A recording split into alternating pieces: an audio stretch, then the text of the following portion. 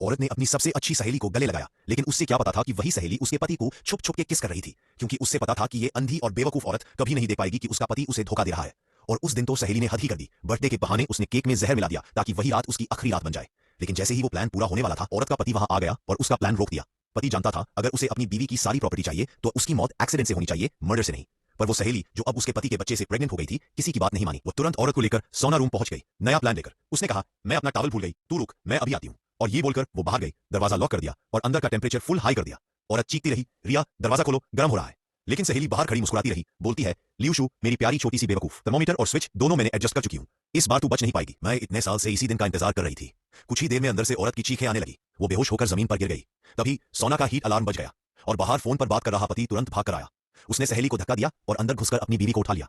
उसने use bedroom में लाया, डॉक्टर बुलाया और काफी देर के बाद वो औरत होश में आई। जैसे ही उसने आंखें खोली, उसे लगा कुछ अलग है। मैं देख सकती हूँ, मैं देख सकती हूँ, सुन रहे हो ना पति जी?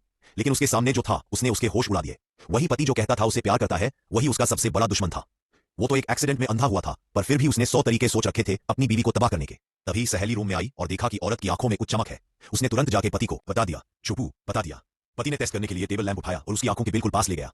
औरत डरे हुए बोलती है, वैसे लोग सुन रहे हो ना, ये आप हो। अगर आपकी एक बात करने की बोली तो उसी के साथ एक सुकून की सांस ली और उसी वक्त चुपके से अपनी सहेली के होठों को छुआ। अपनी बीवी के सामने ही सहेली के होठों को छुआ और कहा, चलो गेस्ट रूम में योगा करते हैं। उन्हें क्या पता था, बीवी सब कुछ देख रही थी, पी उसकी हर हरकत, हर झूठ। अगली सुबह वो मिरर के सामने बैठकर सुंदर लगने की एक्टिंग कर रही थी और उसके पीछे वही पति फिर से सहेली के साथ बदतमीजी कर रहा था। वाइफ, उसने बोला, हमारी वेडिंग फोटो खुद देख लेना, ओके?